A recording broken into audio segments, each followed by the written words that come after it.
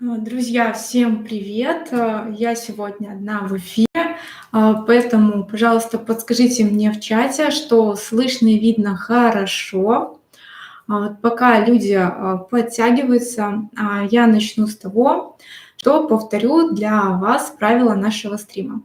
У нас на стриме сначала идет основная часть, то есть я расскажу объем информации, который для вас приготовила.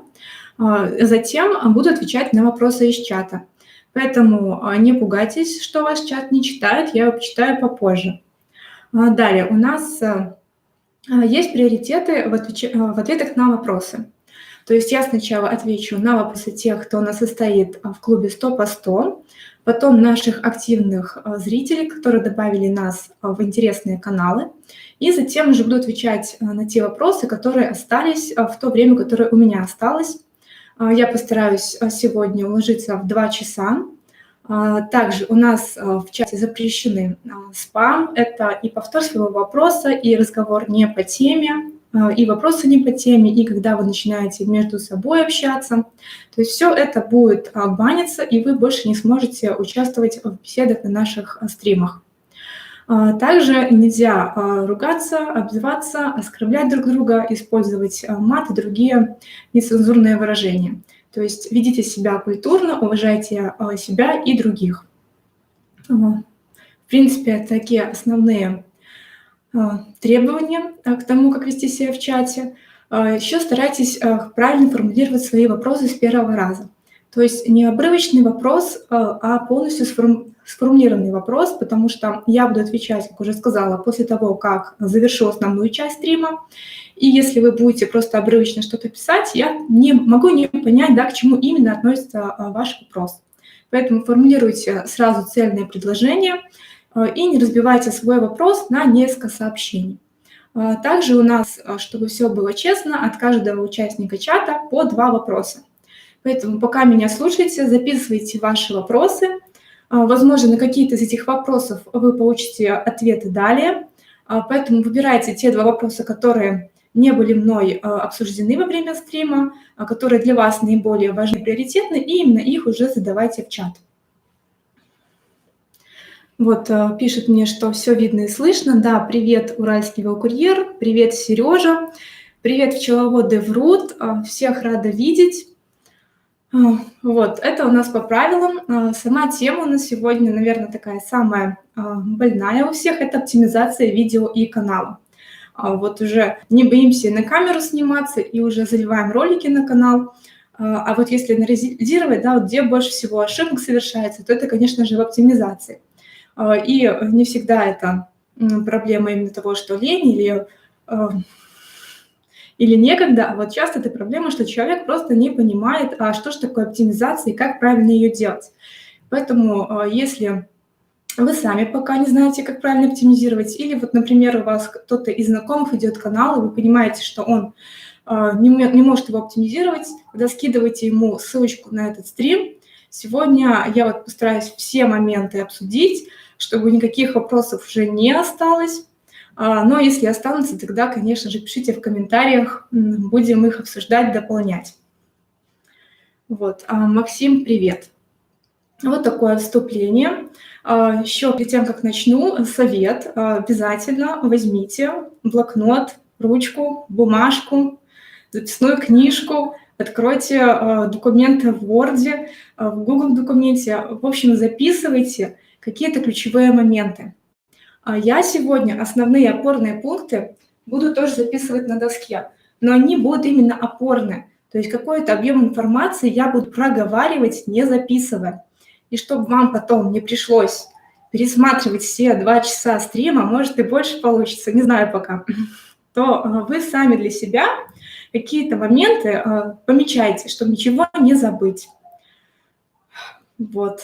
Анастасия, тоже привет. Даркин Лордс, привет. Да, обязательно пишите вопросы, но отвечу я на все вопросы в конце.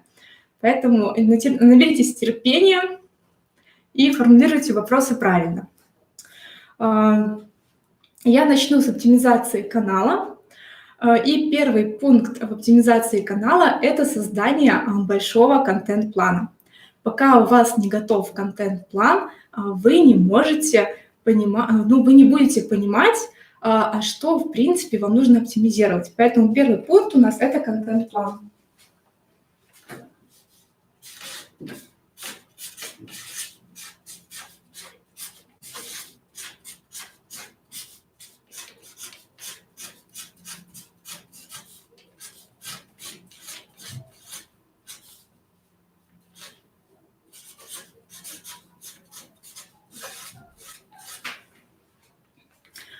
Вот, мне кажется, что все должно быть видно.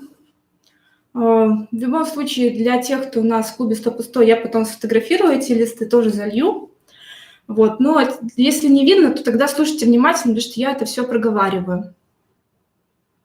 Ну, дело в том, что у меня не Шива, да, я не могу одновременно и тут писать, и говорить, и еще одновременно в чате. То есть это будет очень долго, и поэтому не ленитесь, сами ручками тоже записывайте.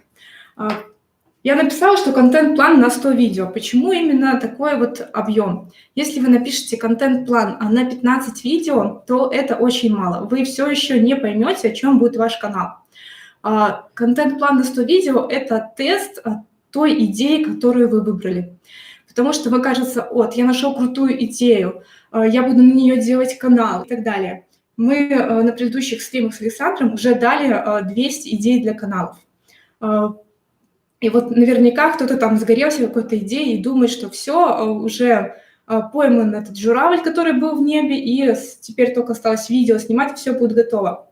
Так вот, если взять вашу идею и начать по ней записывать контент-план, то вы поймете, что кто-то становится на 10 идеях для видео, и у него начнется ступор, кто-то на 15, кто-то на 30, кто-то дойдет до 50, но в какой-то момент, если идея не ваша, вы зайдете в тупик, вы просто поймете, что что еще сказать, я не знаю. То есть вот такой тест, в первую очередь ваша идея – это написать контент на 100 видео. Поэтому не ленитесь, не думайте, что это не важно. Это нужно именно для того, чтобы вы понимали, что подтянете такой канал. Потому что контент на 100 видео – это на самом деле маленький контент-план. Мы начали делать наш канал «Бесплатная школа видеоблогера» только тогда, когда у нас был готов контент-план на 1000 видео. И когда вот у нас было 1000 видео, мы понимали, что да, у нас есть работа на год, да, мы знаем, что мы хотим донести, мы знаем, что мы будем делать. Если бы мы написали просто контент-план там даже на 100 видео, то у нас не было бы сейчас столько роликов, сколько их есть на канале. Поэтому пропишите, да, вот свои ключевые темы. И тогда, когда у вас уже готовы эти темы, когда вы, например, начали писать одни темы, поняли, что их мало, и начали писать другие, у вас и выкристаллизуется, в общем, сформируется основной посыл вашего канала. Именно тогда вы поймете, какое ваше ключевое слово, по которому вы хотите и можете продвигаться. То есть только проанализировав как минимум 100 тем, можно понять, что же общего у этих 100 тем. То есть нам нужен наш контент-план, чтобы у нас формировалось наше ключевое слово, по которому мы будем оптимизировать наш канал дальше. То есть вот у нас есть видео. Мы поняли, что хотим все-таки делать наш канал. И второй наш пункт – это выбор тегов канала. То есть не одно ключевое слово выбираем, а как минимум из 15 ключей формируем такие теги канала. То есть пишу второй пункт.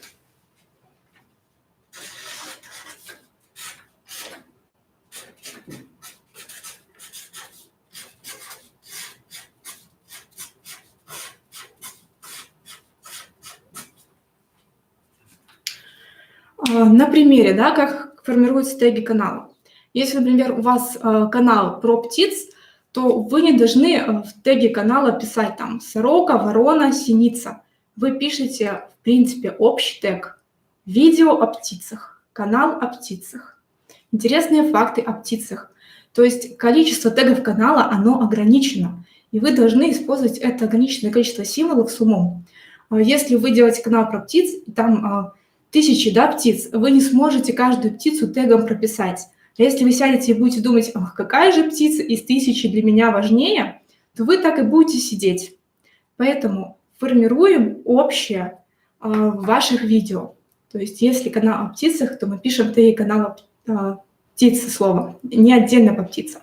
Если у вас ваш канал кулинарный, то вы не пытайтесь запихнуть туда все названия блюд, которые будете готовить. Там, винегрет, блины, и потом новогодние блюда. Нет, вы поймите, что, например, если вы делаете канал про выпечку, и в выпечке у вас там есть кексы, торты, пирожные, еще не знаю, какие есть блюда из выпечки.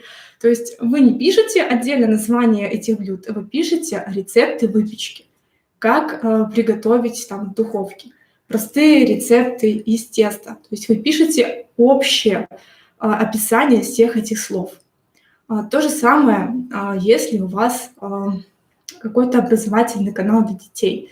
То есть вы пишете тогда образовательные видео для детей. Или какие-то более, да, если там развивающие ролики, то как заниматься с ребенком и, например, возраст. А не пишите просто там дети, о детях, для детей. То есть эти теги, они не будут подходить как теги канала. Если, например, брать спортивную тематику, фитнес, то вы, опять же, не пишете там упражнения на пресс, упражнения на спину, упражнения на ноги. Вы пишете тогда в тегах канала. Ну, вообще, спортивно, возможно, это был подходящий формат, но я бы все-таки советовала в тегах канала тогда прописывать боли, да. То есть люди, которые приходят на спортивный канал, они не просто ищут упражнения на пресс, да, они хотят похудеть к лету. То есть лучше взять как тег канала «Как похудеть к лету». Или, например, «Как исправить осанку». Или там «Зарядка на каждый день». Или комплекс упражнений для утренней гимнастики и так далее. То есть всегда лучше описывать общими словами. Да, вам не придется каждый раз переделывать ваши теги канала, если вдруг у вас появляется какой-то новый плейлист на канале. Потому что, как правило, все равно это будет в теме вашего канала, и все равно будет попадать под это общее описание. Вот там все приветствуют, но вроде пока со связью все хорошо, так что не буду отвлекаться на чат. Вот, это что касается тегов канала. То есть вы должны после контент-плана понять, по каким ключам вы будете двигаться, и затем на основе вот этих ключей сформировать, да, вот теги канала. И только потом, когда у нас готовы теги канала, когда мы точно знаем, да, по каким ключам мы хотим двигаться, мы начинаем заполнять информацию о канале, то есть описание своего канала.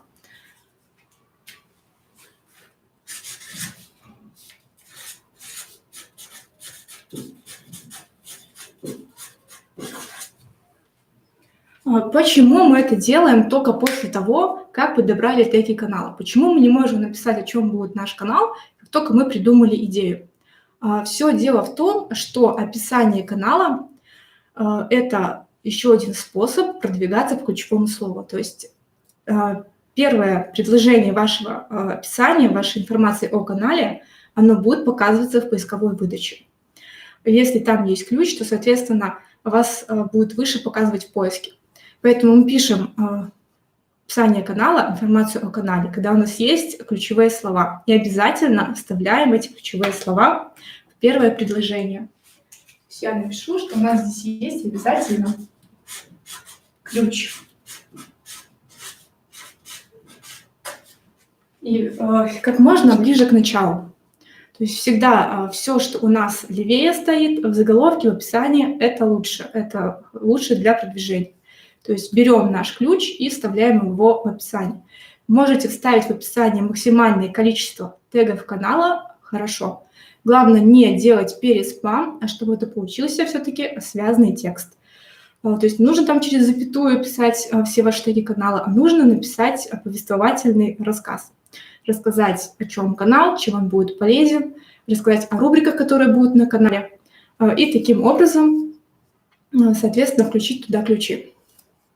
Следующий пункт, после того, как мы написали описание, это сделать трейлер. Я его не буду выносить в отдельный пункт, а я его напишу вот сюда.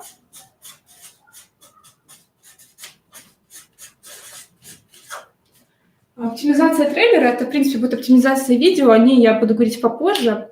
Почему важно трейлер сразу записать? Даже если у вас на канале еще нет видео, пишите трейлер в формате обычного такого лайв-видео. Сесть перед камерой и рассказать, что вот это только что созданный канал, и на нем планируется то-то, то-то, то-то. Если вам это интересно, то оставайтесь на моем канале. Я буду стараться выпускать там ролики каждый день. То есть вы уже написали текстовый свой сценарий о канале. И теперь эту информацию, опять проговаривая ключи, вы заносите в трейлер. Трейлер канала можно менять и нужно менять. То есть трейлер канала оптимально менять раз в год. Если у вас только создан канал, то вы можете менять трейлер хоть каждую неделю, если у вас меняется что-то на канале. Если вы понимаете, да, что изменился вектор развития. Или, например, вы написали первый трейлер, нет роликов, разместили там первые 5 роликов, и уже можно, не говорить, там, что у меня пока нет видео, а уже сформировать речь, сказать, что у меня на канале уже есть видео на такие-то тематики, дальше я буду выпускать такие-то ролики, оставайтесь со мной, если вам это интересно, ну и так далее. То есть я всегда советую трейлер записать. Если вы будете сильно заморачиваться там с монтажом, вот там не такой он качественный, то вы просто так не сдвинетесь с мертвой точки. Когда вы разместите трейлер любой, даже просто записанный на камеру без монтажа, его наличие будет вас мотивировать его улучшать. Если вы его не запишете, то у вас вот эта вот графа на главной странице для трейлера канала, для тех зрителей, которые еще не подписались, она будет пустой просто несколько лет, пока вы однажды там не пересмотрите наши ролики и не поймете, ах да, у меня нет трейлера канала, нужно бы его записать. То есть сразу же создаем трейлер и потом его улучшаем. После того, как у нас уже готово описание и трейлер, мы начинаем тогда только задумываться об оформлении канала, то есть о баннере и логотипе. Логотип, в принципе, на начальных этапах просто должен быть запоминающимся. Не пытайтесь на первом этапе угадать какую-то общую стилистику. Я уверена, что у вас со временем появится, понимаю, какой должен быть логотип. А на начальном этапе вот просто любое поставьте изображение, которое просто запоминается. А по баннеру канала я немножко поговорю подробнее.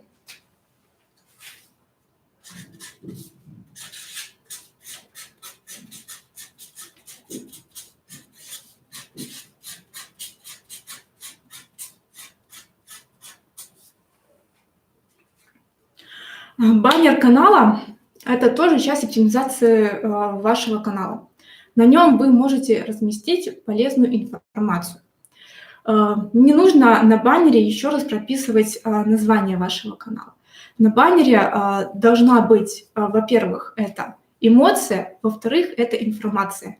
Эмоцию нам дает, как правило, фотография человека, а информация – это или какие-то разделы, которые будут на вашем канале, или информация о том, как часто выходят у вас ролики. Также можно добавить призыв на баннере, подписаться или присоединяйся.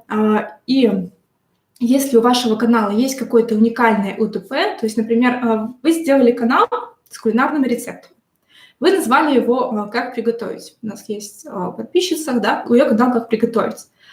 Но на баннере она уже может не писать, как приготовить, а, например, у нее все рецепты можно сделать в течение 30 минут. Тогда она на баннере может просто указать простые рецепты за 30 минут.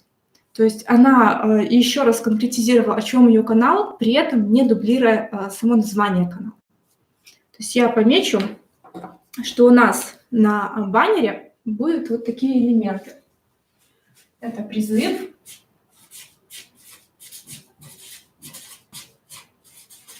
эмоция и информация.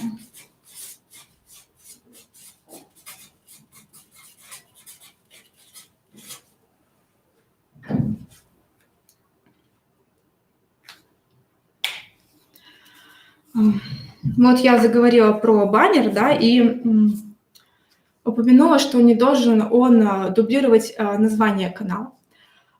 Название канала, почему я на нем подробно не останавливаюсь, потому что название канала на первых этапах может меняться. То есть вы можете написать название своего канала, тот ключ, по которому хотите двигаться, а затем уже его уточнять, или если вы хотите двигать какой-то бренд, добавлять к этому ключу бренд, Но дело в том, что именно на начальных этапах название канала может меняться, и я думаю, это вполне нормально, что оно меняется. То есть наша школа видеоблогеров, бесплатная школа видеоблогеров, она тоже не сразу получила такое название.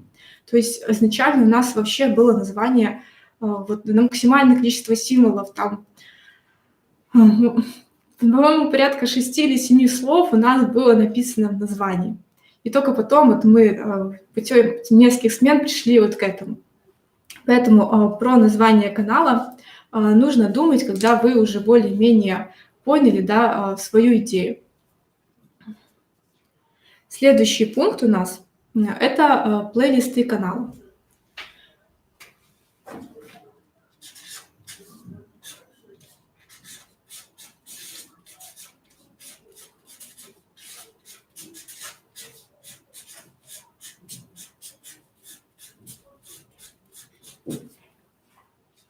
Вы можете меня спросить, а какие же плейлисты, если у меня роликов нету? Нельзя же создавать пустые плейлисты.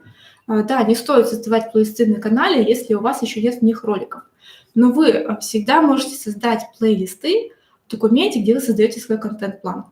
То есть вы пишете контент-план, и вы сразу понимаете, что вы из вот этих видео будете формировать вот такие плейлисты. И сразу же прописывайте в этих плейлистах заголовки и описание. То есть вы оптимизируете свой канал на стадии планирования, а не тогда, когда у вас уже все на канале размещено. То есть плейлисты – это опять же у нас название и описание. И везде сделаю подпункты.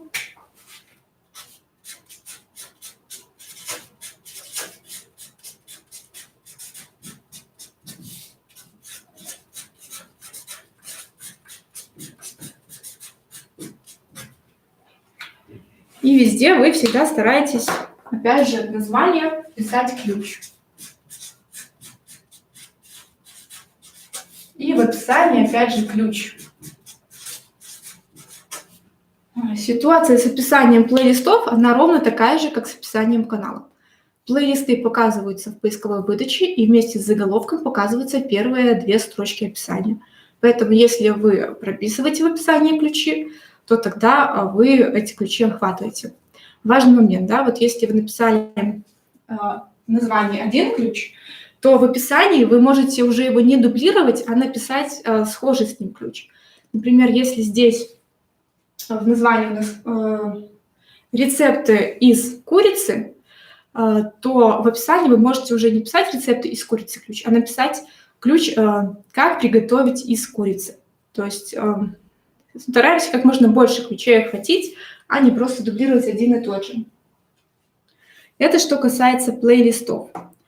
До того, как они даже еще размещены и в них есть ролики.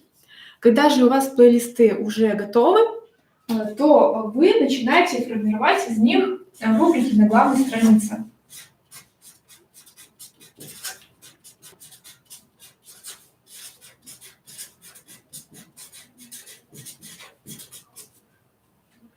То есть у нас главная страница канала – это как витрина. И чем больше вы на этой витрине выставите продуктов, тем больше люди посмотрят. Если у вас на главной странице нет там ни трейлера, и просто вот по умолчанию, как YouTube поставил все видео, да, и кроме этого ничего, то так люди ничего про вас и не узнают. То есть на главной странице можно добавить 10 разделов. И именно эти разделы нужны для того, чтобы разместить свои плейлисты. Более того, если вы сделаете такой раздел, как несколько плейлистов, то есть на главной странице там есть у нас ролик по этой теме, в общем, посмотрите, да, то вы можете внутри страницы плейлисты тоже их разграничить. Например, у вас канал посвящен рецептам для Нового года. Или, в принципе, давайте для праздников, да? И у вас есть плейлисты по каждому празднику. Например, там рецепты для Нового года, рецепты для Пасхи, рецепты для 8 марта, рецепты на день рождения и так далее. А внутри этих, например, рецепты на Новый год у вас есть рецепты на Новый год там, в русском стиле и рецепты на Новый год в английском стиле. То есть если вы сформируете на главной странице рубрику, да, в которой будет несколько плейлистов с разных стран, и все их заглавите новогодние плейлисты, то новогодние рецепты, то у вас не будет необходимости создавать такой плейлист, как новогодние рецепты. У вас просто создадите раздел «Новогодние рецепты», а в нем уже будут плейлисты по каждой из стран.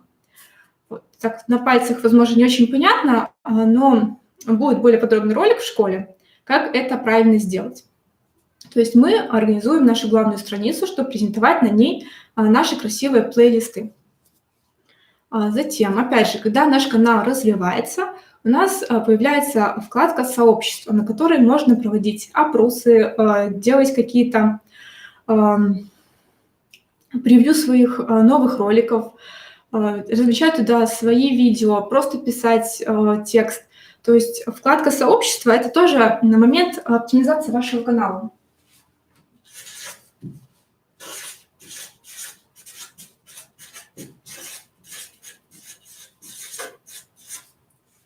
То есть на сообщество у вас тоже должен быть свой отдельный контент-план, чтобы вы с ним работали.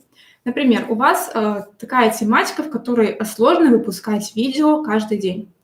Тогда у вас, получается, будет график публикации, что у вас видео там через день, да, понедельник, среда, пятница, но тогда у вас должен быть контент-план на сообщество, что вы в тот день, когда у вас нет ролика, там, вторник, четверг, суббота, да, размещаете что-то в свое сообщество. И опять же, в сообществе тоже старайтесь использовать какие-то ключевые фразы своего канала. То есть не лениться, а прописывать полностью. Там, например, ребята, у меня там новый рецепт курочки на гриле, да, вот рецепт курочки на гриле уже в монтаже, ждите завтра на канале. Или скриншот того, что вот у вас на монтажной ленте разложен этот ролик. Или просто фотография с момента готовки, которая осталась за кадром, да, которая не войдет в ролик, но там, где вы в какой-то курьезной ситуации готовите эту курочку. То есть вы продолжаете работать со своей аудиторией постоянно. Даже когда у вас нет видеоконтента, у вас должен появляться контент в сообществе. Следующий момент. Так, я по сообществу напишу тоже в скобочках, что тут должен быть контент-план.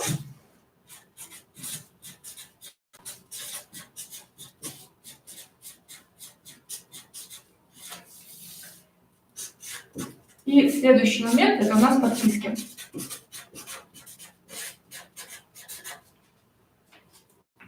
Каналы, на которые вы подписываетесь, они тоже, их тоже можно смотреть у вас на канале. Поэтому думайте, как вы выглядите в глазах своих подписчиков. То есть не нужно использовать свой, скажем так, рабочий аккаунт, именно аккаунт канала для того, чтобы подписываться на те видео, которые вы смотрите с детьми там или сами поздно вечером. То есть всегда смотрите, чтобы ваша подписка, она была или тематичной, или чем-то полезна вашей целевой аудитории, а не так, что вы туда запихиваете все подряд, и затем создается такая некрасивая картинка. Вот такой маленький нюанс, но не хотела его обходить стороной и тоже озвучила. На этом можно сказать, что оптимизация как самого канала закончена.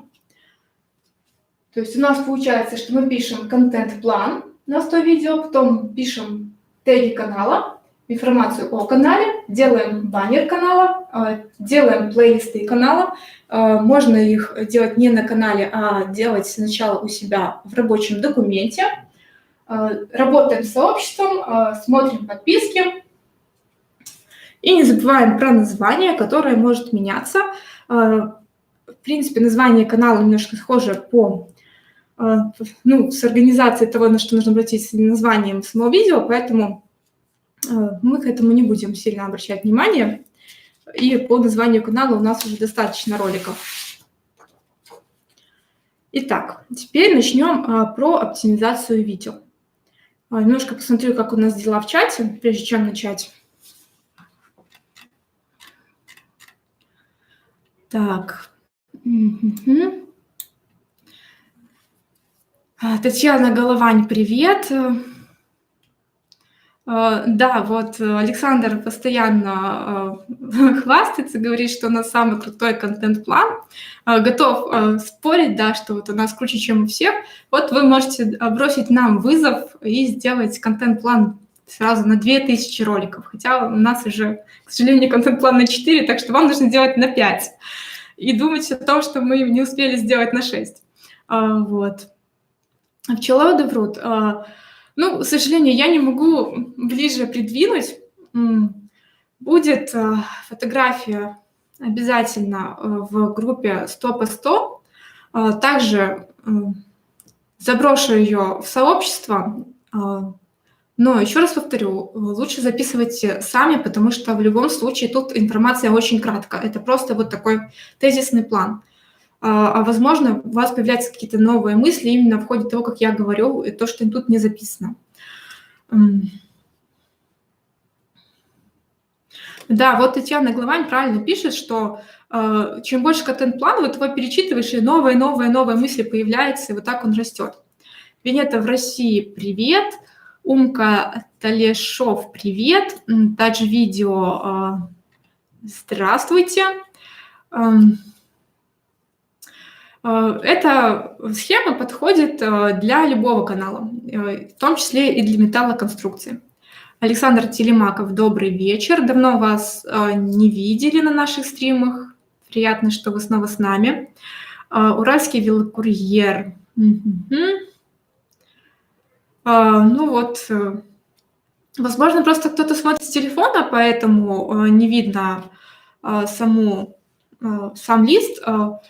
В любом случае, на стримах записи, если будет возможность открывать на компьютере, вот на весь экран, и там точно, думаю, можно будет разобрать.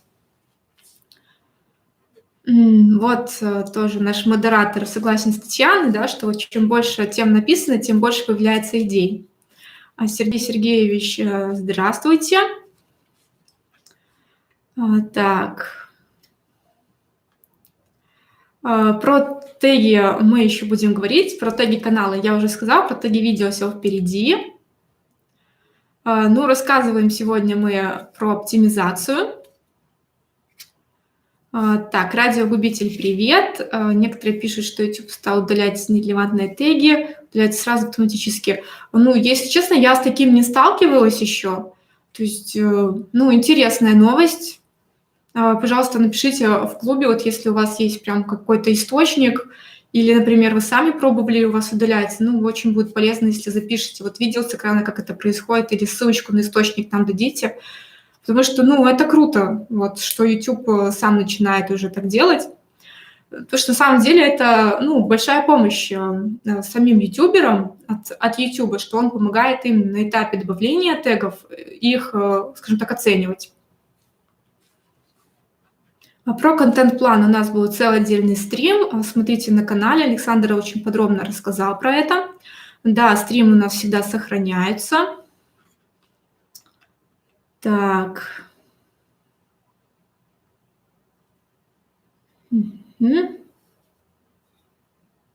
Вот, спасибо. Можно не только себе в плейлист, можно и с друзьями поделиться. Как поместить видео на свой YouTube-канал? Есть у нас ролик, пожалуйста, смотрите.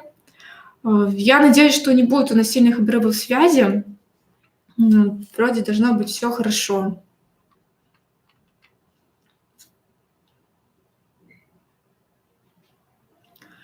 Сообщество сейчас, вот в 2019 году YouTube сообщество дает уже всем, у кого 1000 подписчиков. То есть он сообщество вывел уже из теста, из беты, и уже всем его дает.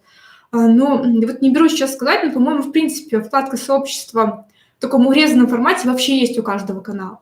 Просто вот именно такой функционал, как там опросы добавлять, картинки, он попозже появляется. А так, в принципе, да, сообщество, по-моему, доступно вообще всем. Просто некоторым не все функции доступны. Вот модератор пишет о 3, но вот я смотрела вчера вот ролик, да, от самого YouTube, там, где они анонсировали, что вот они сделали за 2019 год, и там, по-моему, прозвучала именно цифра, что вот 1000 подписчиков доступно сообществу. Вот если я ошибаюсь, то тогда подправьте меня, ну, по-моему, от 1000 уже. Но плейлисты с чужих роликов, а своих нет — это тоже вариант. Просто не совсем понятно, как вы будете, ну, монетизировать, свой канал. Вот. А так, ну, в принципе, это очень полезно, да, вот если у вас какой-то образовательный канал, сформировать наравне со своими плейлистами плейлист из других каналов, ролики, которые вы просто считаете будут полезны вашей аудитории. Но создавать полностью канал из чужих видео, я просто не знаю, как потом можно вот, ну, именно монетизировать это. То есть, если вы просто хотите создать такой полезный канал, на котором сортируете информацию и создаете какой-то полезный такой архив, скажем так, то окей, но это так, только для интереса можно делать.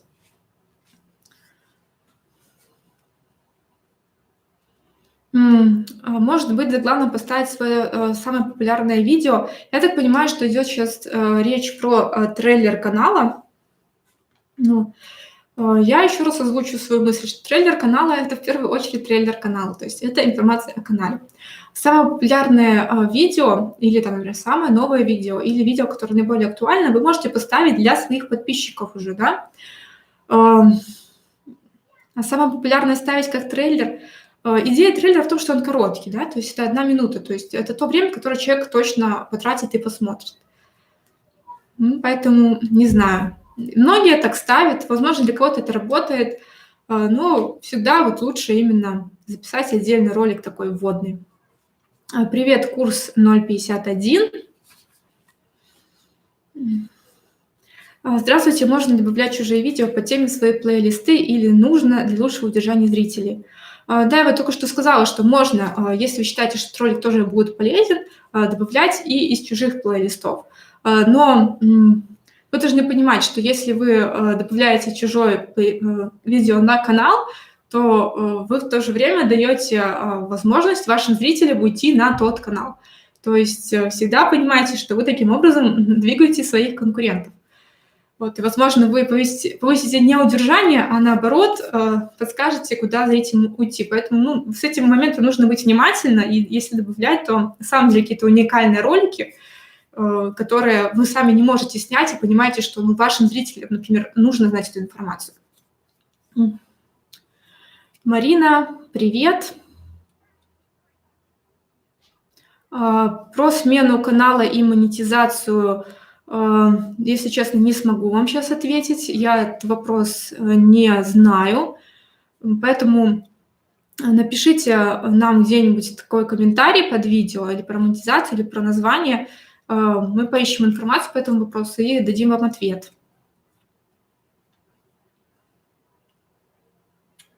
Нет, если вы чужой ролик добавили, то просмотр будет засчитан, соответственно, тому каналу, тому ролику. Единственное, что повысится, это время сеанса. То есть YouTube засчитывает, да, как много человек находится, в принципе, на YouTube. И если, например, с вашего ролика перешли на другой ролик и потом опять пришли к вам, то в среднем время сеанса будет большое, что, опять же, YouTube нравится. Да, на главной странице должен быть трейлер и плейлисты. Могут быть плейлисты, могут быть один плейлист с видео. То есть, опять же, есть у нас ролик организации главной страницы. И там показано, какие, в принципе, можно добавить разделы на главную страницу канала. Вот, пожалуйста. Так, вот по вопросам прошлись. Я вижу, что у нас сегодня достаточно много зрителей. Вот у нас тоже в Одноклассниках появились. Нет, кот в тазике, я не еврейка, я белоруска, если вам интересно. Вот.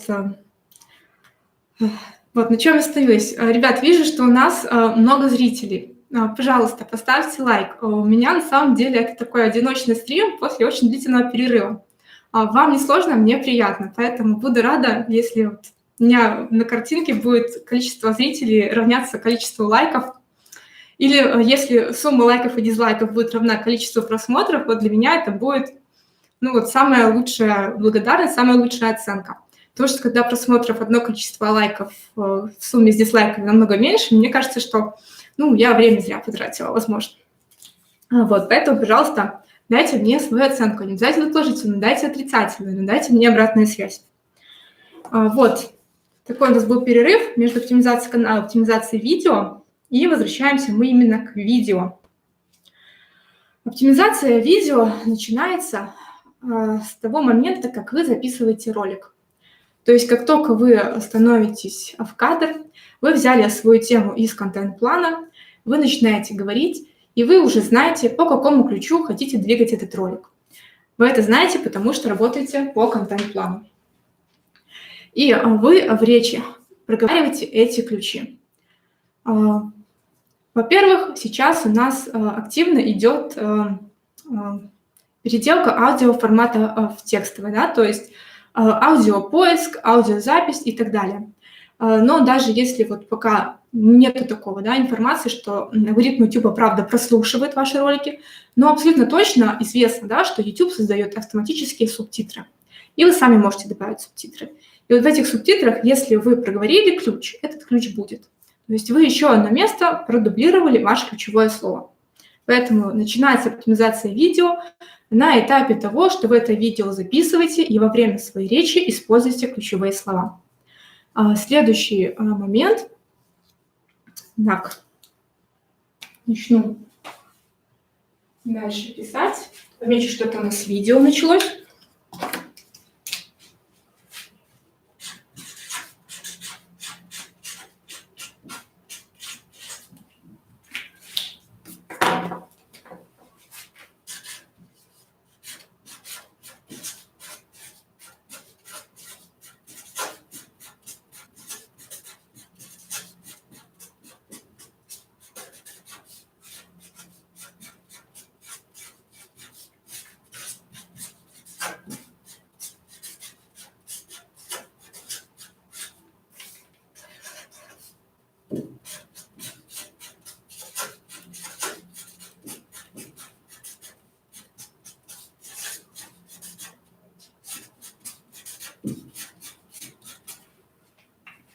Вот я записала второй пункт.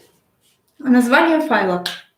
Что это значит? Вы когда записали, ваша камера назвала файл так, как ей удобно. Там, буквы, цифры и так далее. И многие прямо вот берут с камеры, скинули. Или, например, отдали на монтаж. Монтажер там тоже назвал окончательный вариант 9999, там, или там окончательный вариант last, последний, да, вот. То есть назвал, как вот ему заблагорассудится, так, чтобы ему было понятно. И вы с таким названием заливаете видео на канал. Очень много споров на эту тему, очень много мнений. Важно это, не важно. Почему я считаю, что важно? Немножко зарисую. Вы когда загружаете видео,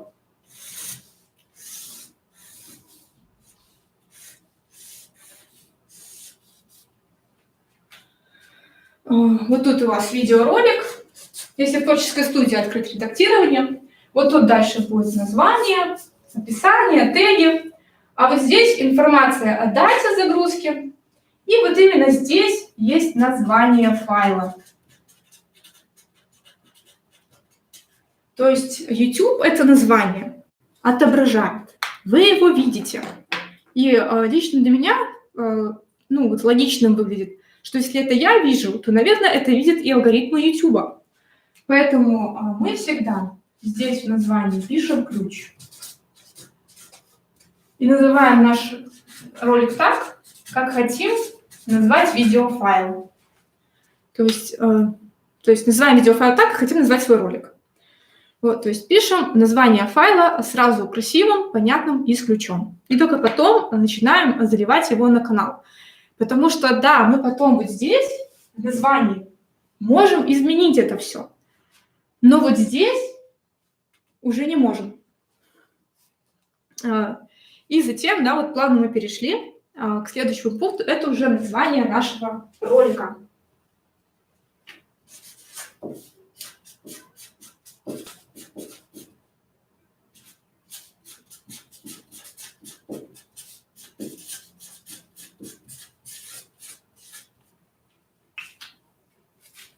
Про название видео, да, как лучше называть, Опять у нас целый гигантский стрим Александр провел, поэтому я не буду подробно сейчас останавливаться на названии. Только опять же скажу, что у нас ключевое слово. Вот здесь у нас стоит красивый ключ, а в тегах видео он почему-то уже отсутствует. То есть теги видео обязательно первыми стоят те ключи, которые мы уже прописали в заголовке. То есть, по идее, у нас в заголовке ключ, в котором мы хотим двигаться. То есть тот ключ, который мы из контент-плана взяли. Вот у нас отсюда перекочевал файл, название, и, соответственно, потом он для нас самый актуальный в тегах видео. Теги видео на YouTube можно сделать на 500 символов, то есть это очень большой объем. И часто вот такая самая популярная ошибка – это вот написали 2 тега красивых, а дальше очень общие. Те теги, которые прописывали в тегах канала, если неправильно были прописаны. Мы рекомендуем прописывать 80% все-таки узких тегов к самому ролику, и потом уже на 20 оставшихся процентов это теги плейлистов, теги своего канала, то есть самый минимум. Если тема какая-то, ну уж очень узкая, да, если вы, ну никак, у вас не получается, да, вот на 500 символов таких вот тегов конкретизированных придумать, только тогда вы можете вот эту пропорцию 80/20 изменить и написать больше общих тегов.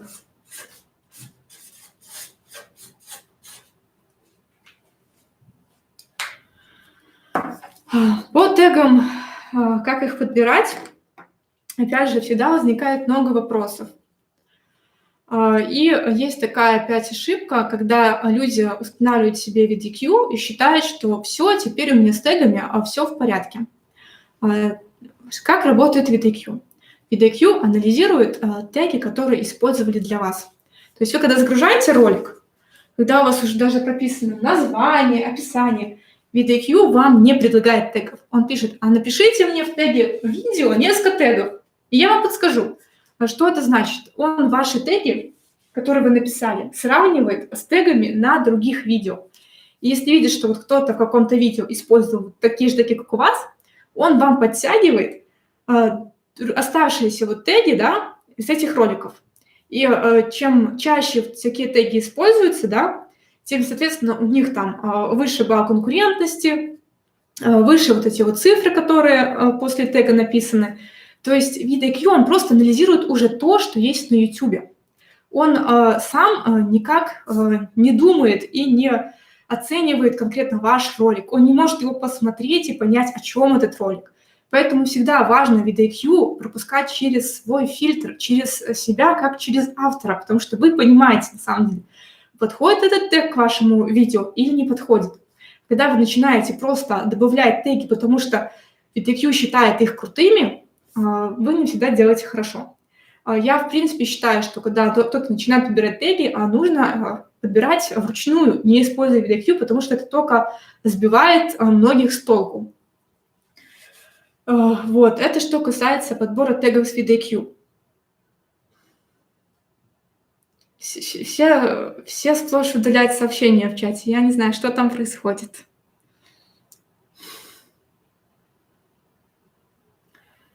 Я так понимаю, что у нас опять трансляция скачет. Ну, я надеюсь, что ничего важного не будет упущено, что все, что основное я хотела донести, все-таки будет во время хорошей связи.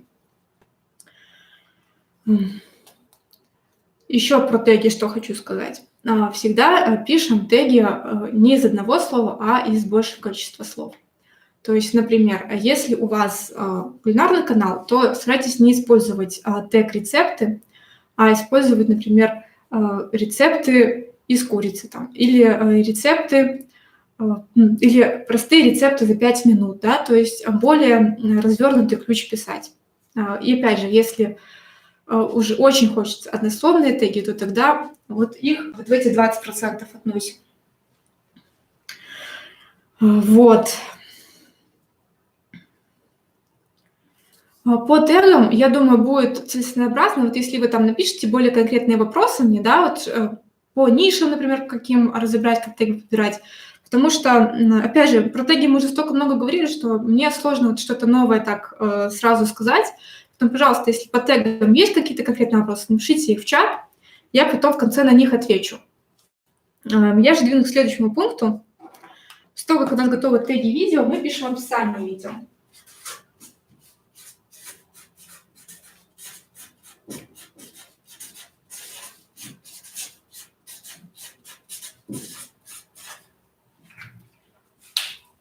После тегов мы его пишем, потому что если вы пользуетесь VidIQ, то он часто потом вам подсказывает, какие теги добавить в описание. И опять у нас важно первые 2 строки описания. Как в описании канала или как в описании плейлистов, потому что они показываются в поиске. То есть вы опять же описываете свой ролик и в начало включаете ключ. Можно включить в описании сразу несколько ключей. Главное, чтобы это было связанным цельным рассказом. Про то, что можно еще добавлять в описании. Опять же, есть у нас отдельный урок на школе, из чего состоит описание. Потому что на самом деле для каждой темы описание может быть разное, но вот самый важный блок – это дословно описание должно быть описание. То есть о чем ваше видео. И вот в этом блоке должны быть обязательно ключи. После того, как вы разместили свой ролик, мне очень нравится сейчас функция у YouTube новая, премьеры. Почему я люблю? Потому что следующий пункт у нас – это первый комментарий под роликом.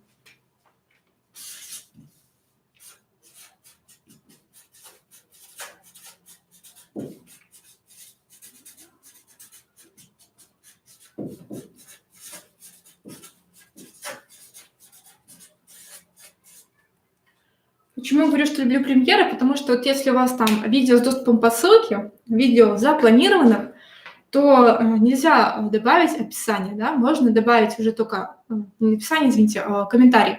Можно добавить только на опубликованный ролик или если ролик в премьере. То есть премьера считается опубликованным видео, просто вы видите дату его премьеры, видите обложку, не можете сам ролик просматривать, но при этом можете оставлять комментарий. Опять же, у нас в первом комментарии звучит наш ключ. И обязательно наравне с ключом важно оставить призыв.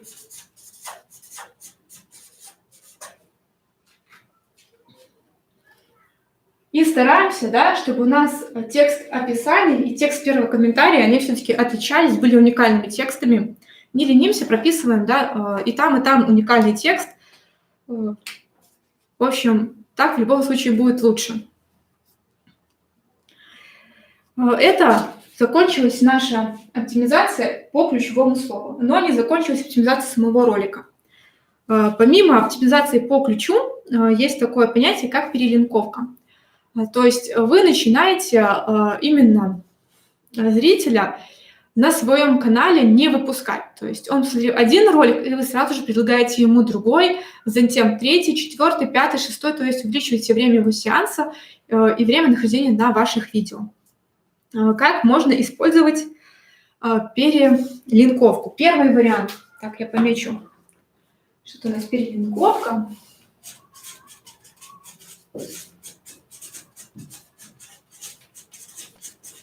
Будет таким 7-м пунктом, да, и в нем будут подпункты. Вот. И первый наш пункт – это тайминги.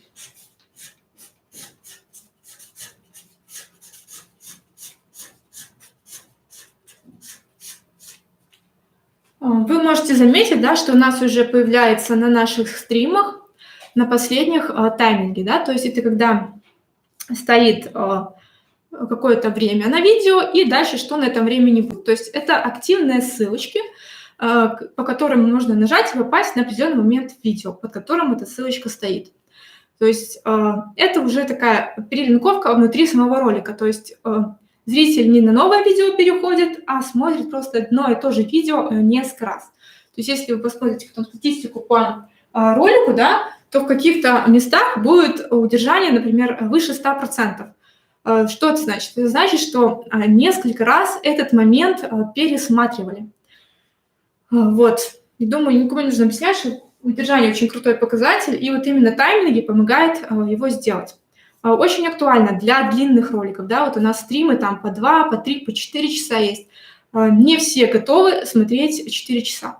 И есть вероятность, да, что человек, увидев 4 часа, вообще не будет смотреть, а увидев тайминг и увидев там интересный какой-то момент, посмотрит хотя бы 10 минут из этого видео.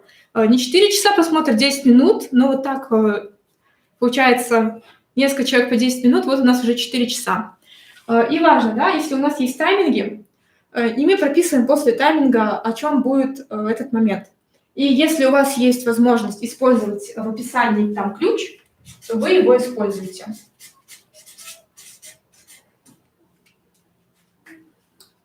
Также тайминги отлично подходят для кулинарных видео, потому что у вас есть процесс приготовления теста, есть процесс приготовления начинки, есть процесс запекания. Человек, например, уже тысячный раз готовит там из слоеного теста, ему неинтересно смотреть, как слоеное тесто готовится.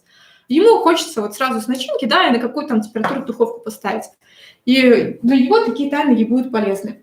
Любые рукодельные каналы, творческие каналы, где есть какие-то мастер-классы, где есть какие-то сложные элементы, которые иногда нужно несколько раз посмотреть, чтобы понять и повторить. Опять же, прекрасно работают тайминги. Если у вас комплекс упражнений, вы спортивный канал, у вас видео из 10 упражнений, пожалуйста, тайминг на каждое упражнение. У вас готовые тайминги, и человек может, например, вернуться и посмотреть конкретные упражнения. Ну, вроде так, несколько примеров дала. Если кому-то еще хочется пример с таймингами в его нише, пожалуйста, пишите вопрос. Следующий формат перелинковки – это описание.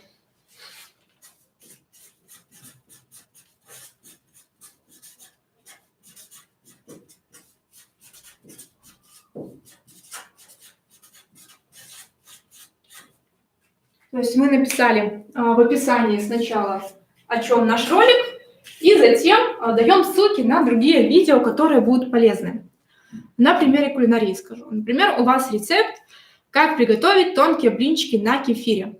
А еще у вас на канале есть рецепт, как приготовить тонкие блинчики на молоке или тонкие блинчики на воде. И вот эти рецепты вы можете тоже разнести сюда с призывом. Возможно, вам будет интересно посмотреть и вот эти ролики. Или, например, у вас есть, как из этих тонких блинчиков приготовить торт. Опять же, как приготовить торт из тонких блинчиков. Какие начинки приготовить для тонких блинчиков. То есть все видео, которые у вас есть на канале и не подходят по теме, да, то есть вы понимаете, что человек смотрит рецепт, возможно, ему интересно и вот это, вы это можете сразу добавить.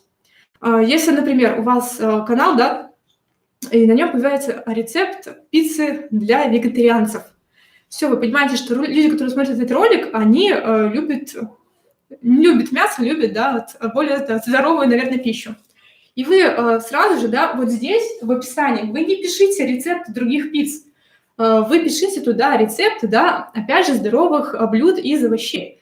То есть, ну, включаем всегда в голову, да, и думаем, что на самом деле близко этому видео, чтобы человек, который его смотрит, перешел на другое. То есть мы подбираем не по названию, не по своей классификации, а подбираем по тому, что интересно целевой аудитории данного конкретного ролика.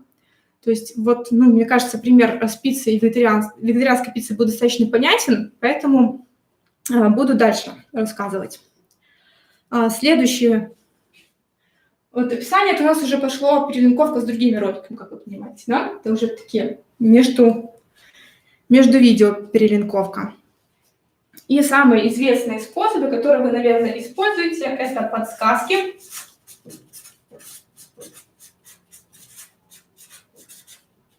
И конечные заставки.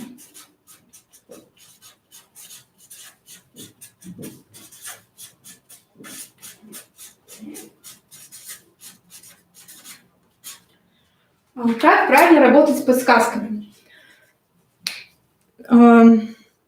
Если вы готовите какой-то рецепт, и в какой-то момент, например, вы говорите, возьмем, не знаю, слоеное тесто.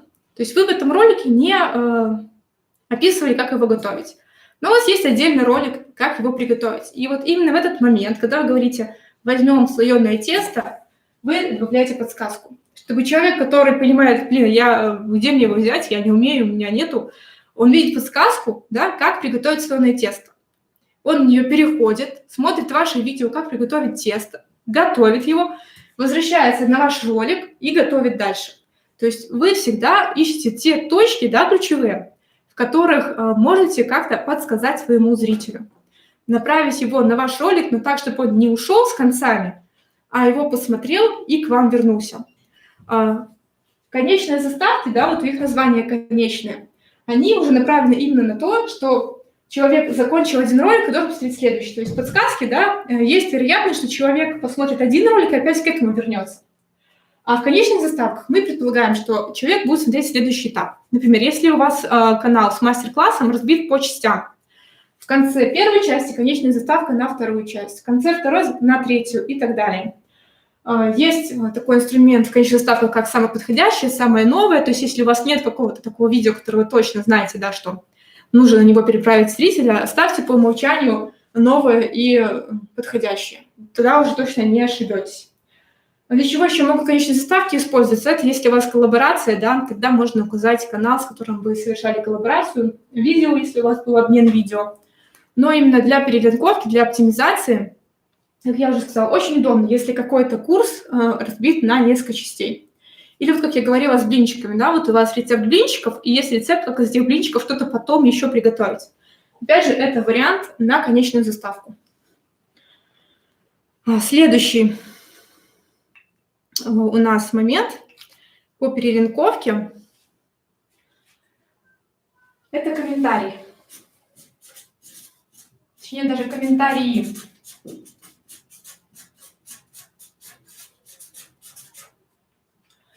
Вот у нас был первый комментарий под видео, да? Мы оставили ключ и призыв. И этот призыв вполне может быть не только вопросом, а может быть призывом посмотреть еще одно видео. То есть вы в первом своем комментарии, да, говорите людям, что вот это посмотрели, а может вы еще это хотите посмотреть. Почему комментарий? Почему не просто первый комментарий? Пишут вам вопросы под видео, да? Вернусь опять к кулинарной теме, она у нас такая наиболее на слуху, наиболее легко в ней находить примеры, потому что она такая вот очень хрестоматийная, что ли, да, в ней очень много таких разветвлений, ярких примеров. То есть, например, у вас ролик, да, как приготовить там, пирог из слоеного теста. И у вас пишут в комментарии, а можно я в тесте заменю там молоко на кефир, а можно я заменю на воду, а можно такой же пирог сделать не с рыбой, там, например, а с мясом. Вы можете набрать руками это все дело, а можете написать ключ. То есть вот у вас был пирог с рыбой, вас спрашивают, а можно с мясом такой же? У вас есть рецепт такого пирога с мясом, и вы не пишете просто «да», и не пишите «вот у меня есть ролик», а можно написать «смотрите, как приготовить пирог с мясом» и ссылочку на свое видео. Вот таким макаром вы, во-первых, прописали ключ, как приготовить пирог, да? Потому что если у вас было это в названии, да, как приготовить пирог с рыбой, да, а тут будет как приготовить пирог с мясом, то ключ как приготовить пирог, он и так прозвучал у вас и там. При этом вы еще и перенаправили на еще один ролик. Вот такой многоходовочка, комбо. И следующий у нас формат перелинковки. Мы уже на самом деле про него говорили, но я еще раз это озвучу. Это плейлисты.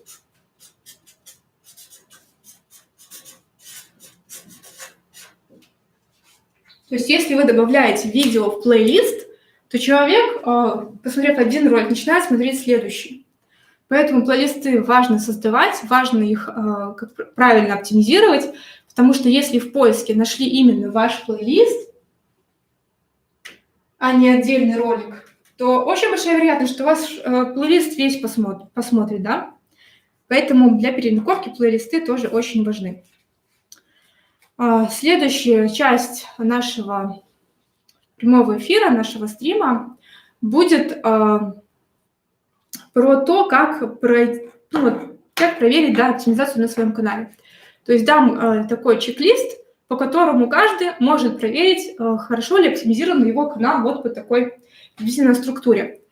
Данный чек-лист я хочу использовать как первое задание для нашего клуба 100 по 100, чтобы именно они тоже проверили свои каналы, чтобы они понимали, что у них хорошо, что у них плохо, и могли уже спрашивать советов. Те, кто у нас в клубе не состоит, всегда буду рада вас там видеть. Как в него вступить, у нас в описании есть ссылочка на видео, есть ссылочка на форму. Смотрите, заполняйте. В принципе, не буду повторяться, у нас по закрытому клубу вот в видео все сказано, кого берем, какие правила и так далее. А сейчас небольшая пауза, отвечаю на ваши комментарии и приступим к чек-листу, как проверить оптимизацию своего видео и канала.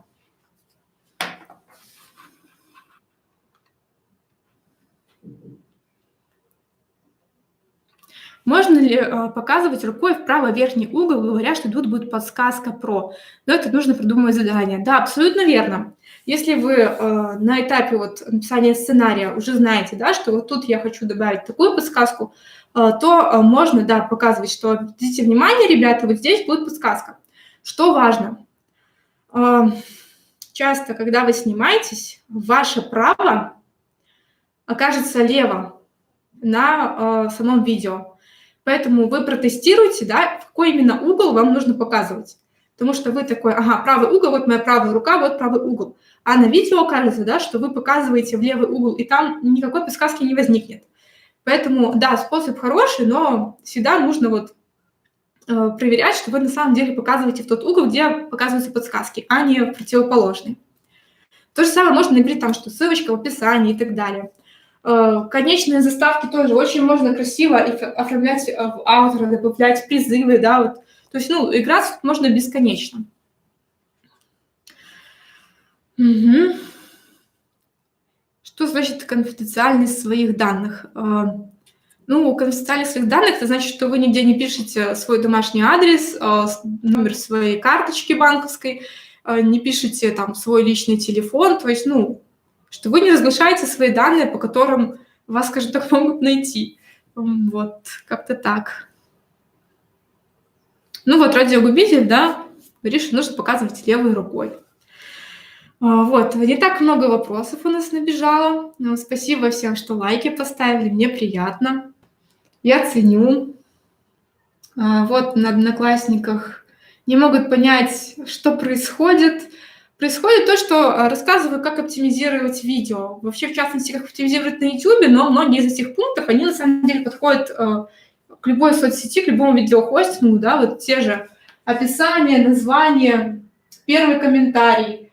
То есть все это, ну, прекрасно работает, если вы зальете видео в ВК, в Одноклассники, в Facebook, в Инстаграм, если видео зальете. То есть это все рабочие моменты. Единственное, что, ну, не везде есть такие аспекты, как подсказки, конечные подсказки, тайминги не везде работают. А так, в принципе, советы рабочие можно применять в любой области. Вот, раз нет пока вопросов, вернемся к чек-листу. Этот чек-лист необходимо сделать в своем Google Доке. Как делать таблицы в Google Доках, я записывала отдельный ролик. По этому чек-листу тоже запишу видео. Ну, сначала такой черновой вариант именно для нашего клуба 100 по 100. Попозже, конечно, появится такой же ролик уже и на школе. То есть сейчас я озвучу, какие должны быть столбцы в таблице, да, вот краткий список. А затем уже по каждому из пунктов более подробно поговорю, да, на что там обратить внимание. Итак, чек-лист для проверки. Первое – обложка. Второе – ключ в названии. Третье – ключ в описании. Четвертое – перелинковка. Пятое – тайминги. Шестое – хэштеги в описании. Седьмое – релевантные теги. Восьмое – подсказки. Девятое – конечные заставки. 10 – комментарий от канала в закрепе. 11 – отвечены все комментарии, удален спам. 12 – видео в плейлистах. 13 – есть субтитры.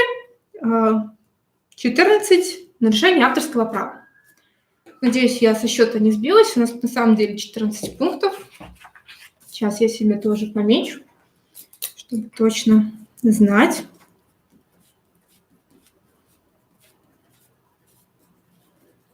Напишите, пожалуйста, в чат, нужно ли мне эти пункты написать здесь на доске, или, в принципе, вы все услышали, все записали.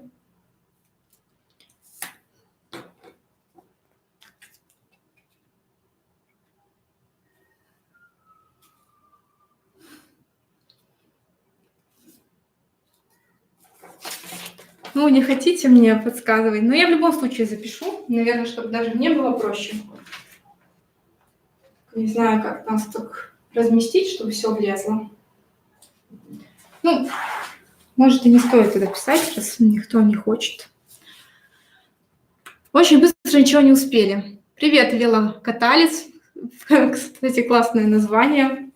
Не исключен, но зато такое звучно запоминается. Окей, я тогда запишу. Просто не получится в один столбец записать, получится только в два. Поэтому, ну, вот так вот змейкой читайте. Я пронумерую. То есть первое у нас обложка.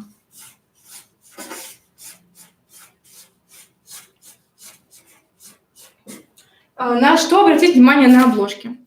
Во-первых, вы смотрите, есть ли у вас вообще на этом ролике обложка. Если она есть, то хороший ли на ней текст, то есть читается он, не читается, может его слишком много.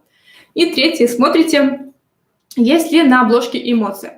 То есть, например, если вы заливали ролик там год назад, да, вы сделали просто там стоп-кадр, разместили это на обложку и благополучно забыли. То вот сейчас, проведя такую проверку по видео, да, забыла уточнить, это проверка именно всех видео на вашем канале. То есть вам нужно собрать все ролики, которые вы уже выпустили, и сделать по ним такой свод-анализ. То есть вот вы открываете ролик, смотрите, есть ли на нем обложка, и решаете, хорошая эта обложка или плохая. То есть если обложка вас полностью устраивает, если она там в стиле канала, который у вас есть, если там есть яркая эмоция, если там понятно, о чем ролик, за счет изображения или за счет текста, то есть вас все устраивает, заливайте, например, зеленым. Если вы понимаете, что обложка так себе, что она вам не нравится, что вы хотите ее заменить, заливайте красным. И двигайтесь к следующему пункту, это ключ названия.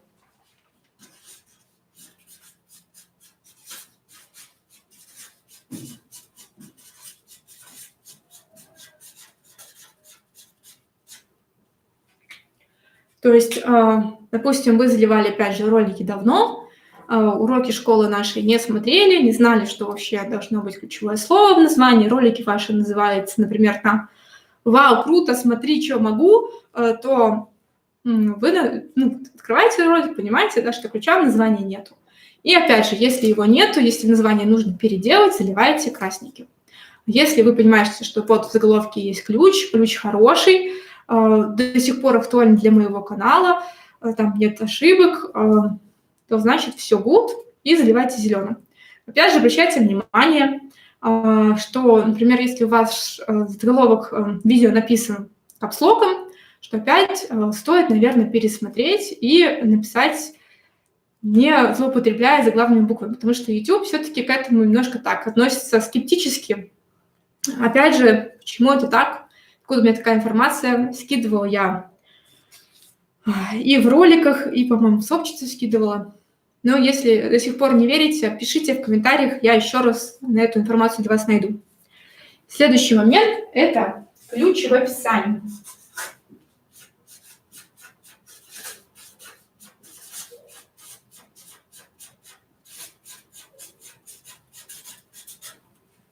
Все то же самое. Смотрите, а есть ли у вас в принципе описание на вашем видео? А если оно есть, то прописали ли вы там ключ? Или опять же у вас получился просто текст о том, что вот мое новое интересное видео, буду рад, если вы его посмотрите и напишите свое мнение в комментариях, да? То есть ключа нету. То есть, вроде как описание есть, а ключевого слова там отсутствует. То есть опять же, есть хорошее описание с ключом зелененьким, а нету красненьким ячейку. Следующий пункт – это перелинковка.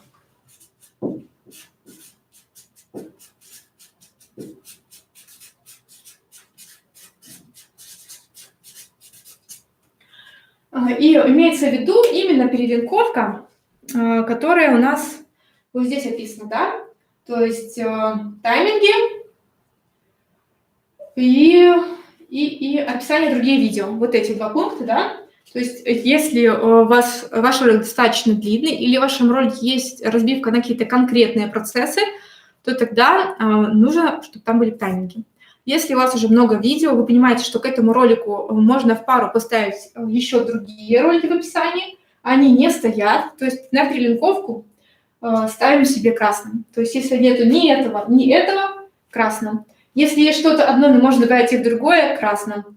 Если есть и то, но нету ключей, красным. Зеленым только если у нас тайминги, описание, и при этом там еще и ключи попадаются.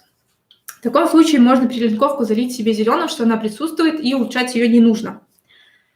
Так, вот я здесь напишу тайминги.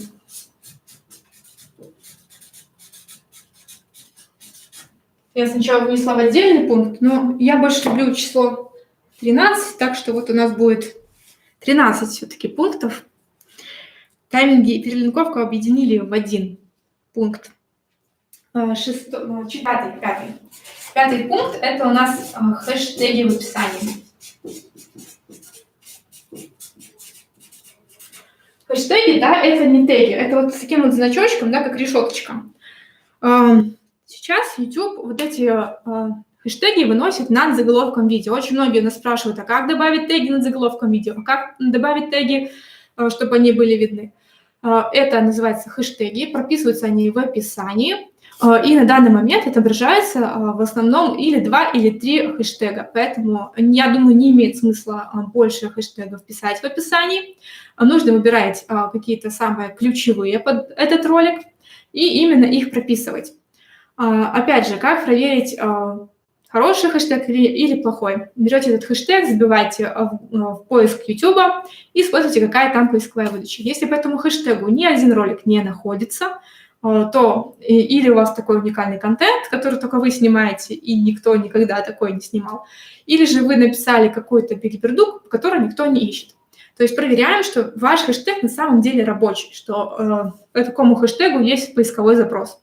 То есть смотрим, если, например, среди выдачи были похожи на ваши каналы, каналы на ваш канал, если были видео с каналов ваших конкурентов, то да, этот хэштег можно поставить себе. Часто хэштегом ставят название своего канала, если оно какое-то короткое, емкое, если, например, название бренда. Поэтому с хэштегами экспериментируйте, и вот если у вас нету, заливаем опять же красненьким. Есть хороший хэштег в описании, сливаем зелененьким. 6-й пункт – это релевантные теги.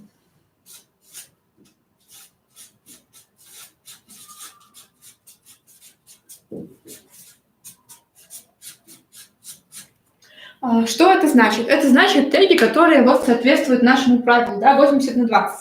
То есть, опять же, ролик там записывали год назад, теги к нему добавляли год назад, месяц назад начали смотреть школу, поняли, что, теги нужно подбирать вот так, и теперь вы уже с новыми знаниями можете оценить, какой же был подбор тегов у вас в начале пути. Вот заходите в свой ролик, смотрите на ваши теги, и если теги все хорошие, заливайте зеленым. Если вы понимаете, что там много общих тегов, много однословных, есть англоязычные теги на русском канале, есть теги, которые вообще не подходят к вашему ролику, куча тегов, которые такие личные, да, там с вашим именем, хотя ваш бренд еще не раскручен. Заливаем красным, и потом понимаем, что нужно это будет переделать. 7-й пункт – это подсказки.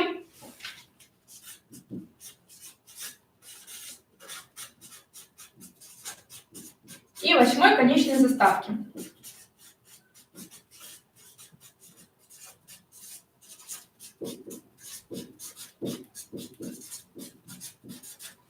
Думаю, тут уже объяснять не нужно, да, то есть проверяйте, есть ли у вас перелинковка, которую я уже раньше описала, да, вот у нас подсказки, конечные заставки, то есть нету конечных заставок, заливаем красным.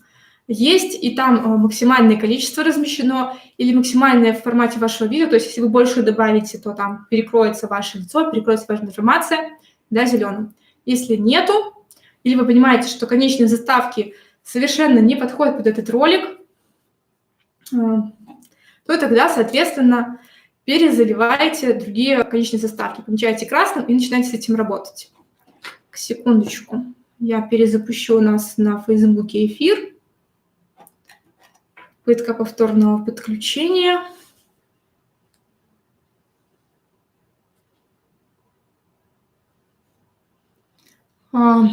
Федор Лаптев, привет. Нет, не могу, к сожалению, камеру поближе. Она у нас зафиксирована на штативе. Так.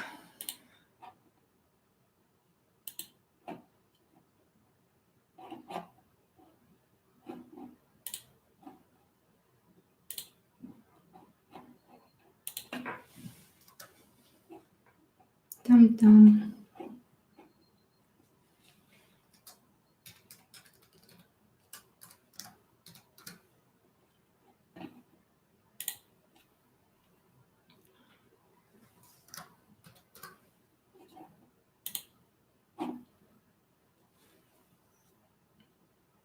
Да, вот, извините за задержку, просто на Facebook переключила.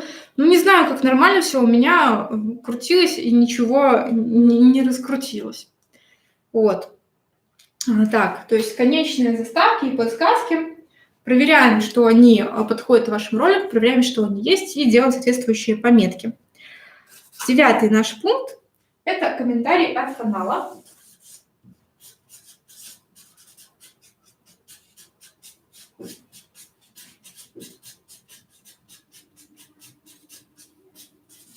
Закрепленный. То есть мы проверяем, есть ли у нас в этот пункт первый комментарий под видео включен с призывом от канала. Если он есть, то зелененьким. Если его нету, то красненьким. Следующий наш пункт опять про комментарии.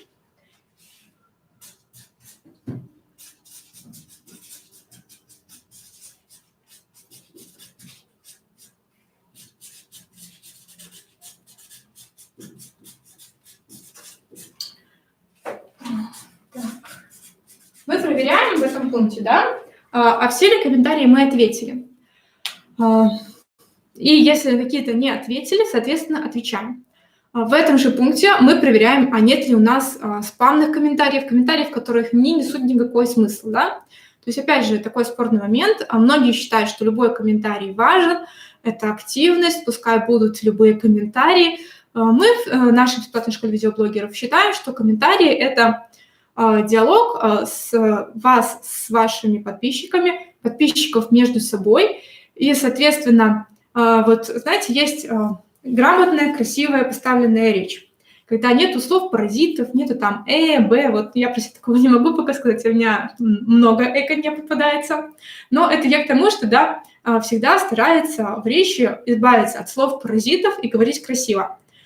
И вот такие комментарии, которые ни о чем, которые пустые, спамные, это и есть вот эти вот слова-паразиты в диалоге вашего сообщества с вами. И когда вы эти слова-паразиты так вот лелеете, не хотите от них избавляться, они у вас вот копятся, и у вас вместо диалога получается вот просто там базар, на котором кто про что, кто о чем, непонятно о чем. То есть проверяем наши комментарии на то, что они отвечены, и нет ли там спамных комментариев.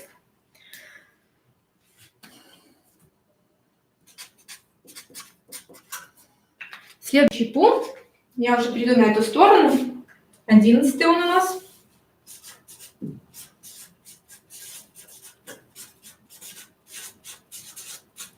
Это мы проверяем, есть ли наши видео в плейлистах. То есть, опять же, например, заливали в начале, когда плейлисты не были созданы, а потом забыли добавить, и вот висит у нас ролик, такой вот ролик «Сирота», у которого нет ни одного плейлиста. То есть смотрим, если этот ролик в плейлисте, и если можно какой-то плейлист его добавить, то добавляем. Если даже брать подсказки VidIQ, которые можно посмотреть, то VidIQ, например, рекомендует, чтобы ролик был минимум в 2 плейлистах. Вот откуда он такую информацию берет, на что это влияет, я, если честно, не знаю. Но мы тоже всегда стараемся, чтобы каждый ролик был пристроен в 1 плейлист, это минимум, а лучше, чем больше. Ну вот, в общем, стараемся нашему видео найти, где жить в плейлистах. Поэтому смотрите, и если ваши ролики, например, может оказаться, что ваш ролик вообще попал в какой-то чужой плейлист, да, заблудился, то есть тогда, наоборот, из этого плейлиста его удаляем. Возможно, вы пересмотрите таким образом свои плейлисты и поймете, что можно новые создать плейлисты или каких-то отказаться. У нас, например, тоже сейчас на канале уже активно ведется работа с плейлистами. Мы прислушиваемся к вашим просьбам, к вашим советам, что проще было бы ориентироваться среди наших уроков. Вот такой наш первый шаг, да, мы сейчас создаем немножко другой формат плейлистов. Сейчас эти плейлисты пустые, но, в принципе, вы, если зайдете в наши плейлисты, то сейчас можете на них посмотреть, понять, что вас в ближайшее время ждет. Следующий наш пункт, 12-й, это субтитры.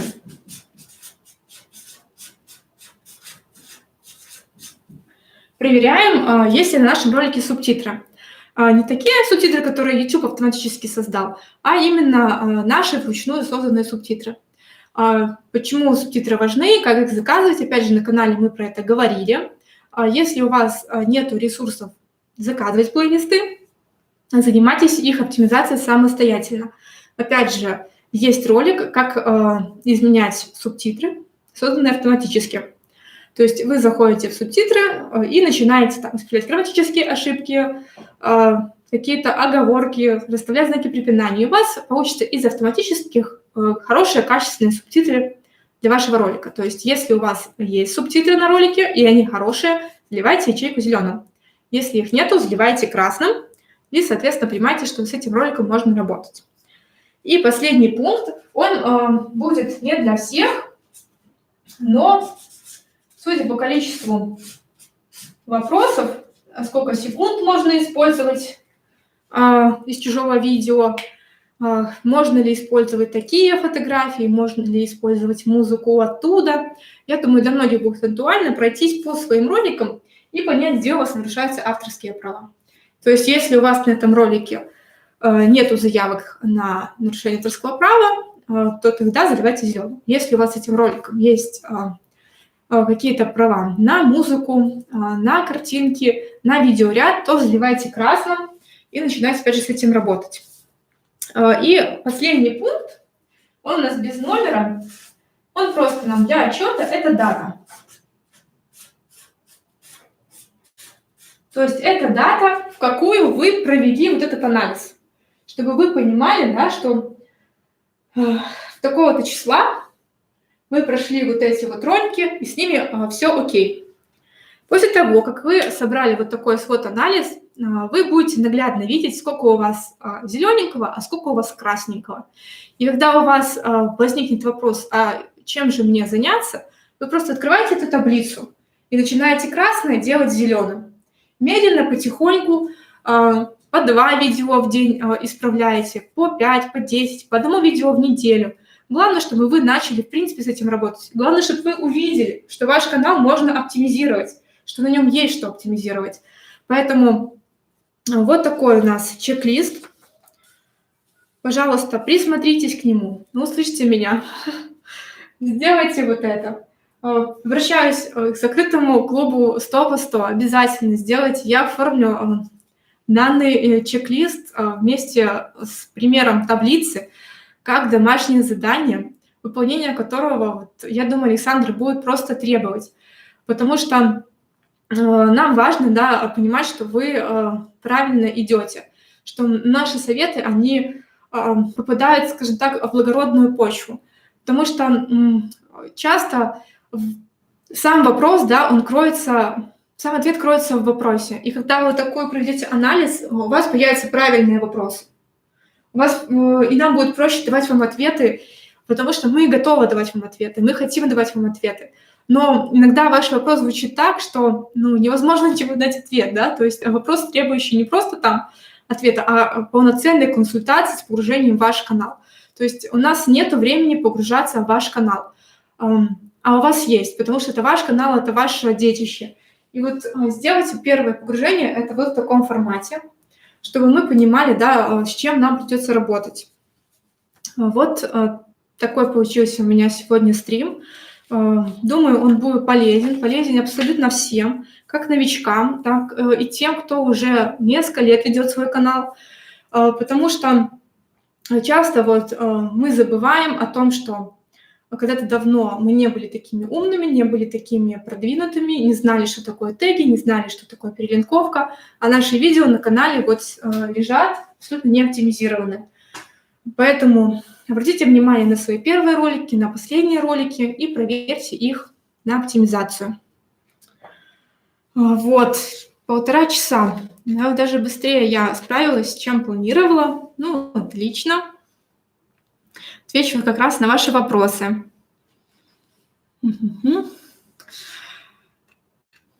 Так.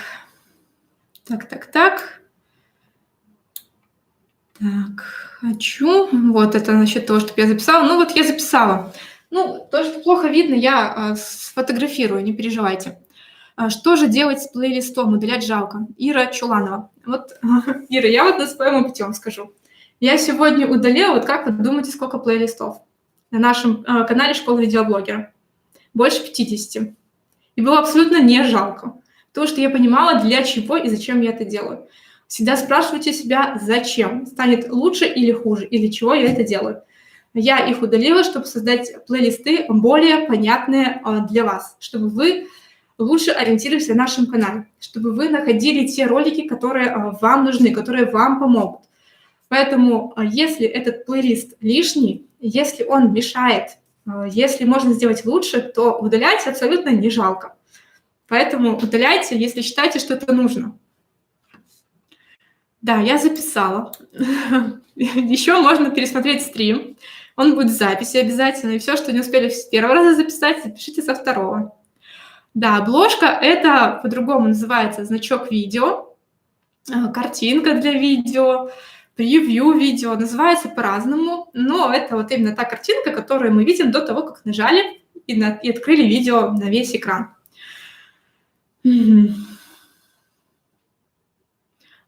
Плейлист с чужими видео удалять жалко.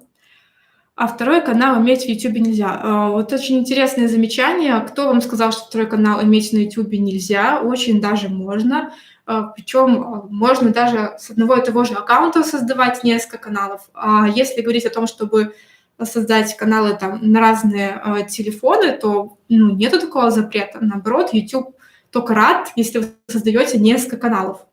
Поэтому кто-то вас ввел в заблуждение, когда сказал, что нельзя делать несколько каналов на YouTube. Ну вот, тоже со мной согласен. Да, вот все со мной сейчас соглашаются, что 13 число очень классное. Ну вот у нас на канале много роликов и с 13 советами, и с 13 ошибками, и с 13 способами. Поэтому можете поискать по числу 13, посмотреть наши ролики на 13. А давайте на практике, а не на пальцах разберем.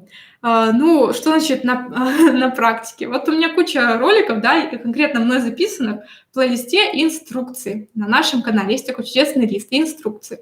Там все показано на экране компьютера, куда нажимать, что нажимать, с моими комментариями, зачем это делать. Пожалуйста, включайте, изучайте. Там практики выше крыши. То есть все, что я сегодня рассказала, она уже у нас на канале есть. Просто не все могут и не все хотят это найти. Я просто собрала в одно место все, что мы и так уже вам говорили.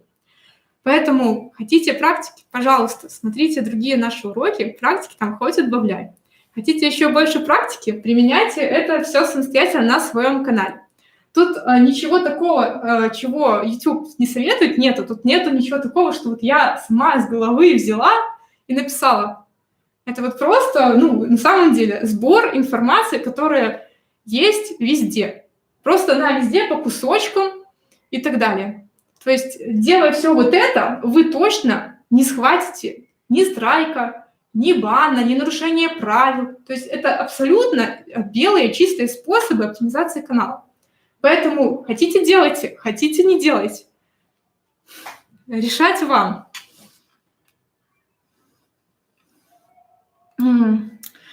По правилам стрима. Вот есть такая недоработка у стримов YouTube, я считаю, что они чат открывают, как только ты сделал запланированную публикацию. Но сообщения из этого чата, если не написаны раньше, чем за час до начала стрима, они почему-то удаляются. У нас, как правило, вот первое сообщение в чате — это правила стрима. Их можно там почитать.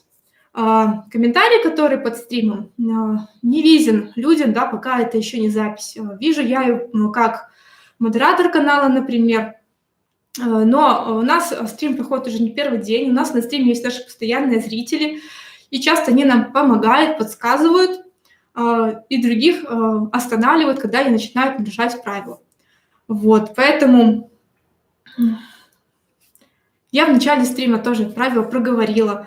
Просто вот, наши правила — это обычная вежливость, да, то есть не тяните одеяло на себя, будьте культурными и ждите своей очереди, как-то так. Ну, вот радиообъявитель. Да, вот эта фраза Александра, вот не нравится, не хотите — на завод. Вот. Ну, жду еще ваших вопросов. Если в ближайшую минуту никто ничего не спросит, то, наверное, буду завершаться. Зайду еще, посмотрю, может, у нас в группе кто-нибудь написал под анонсом.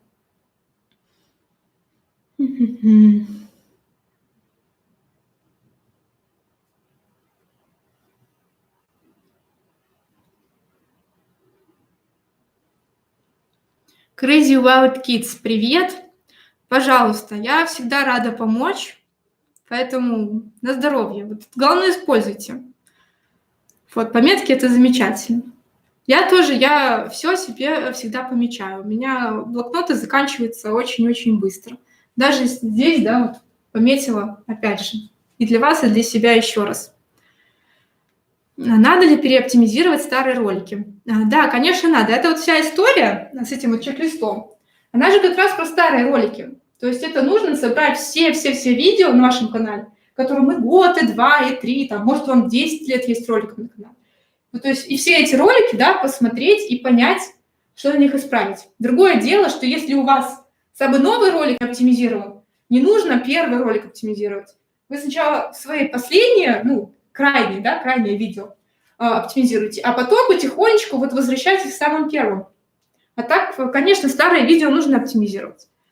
Вот. То есть, конечно же, да, вот если там какие-то были позиции по тегам, после изменения тегов, после изменения описания, YouTube опять будет это по новой смотреть и пересматривать.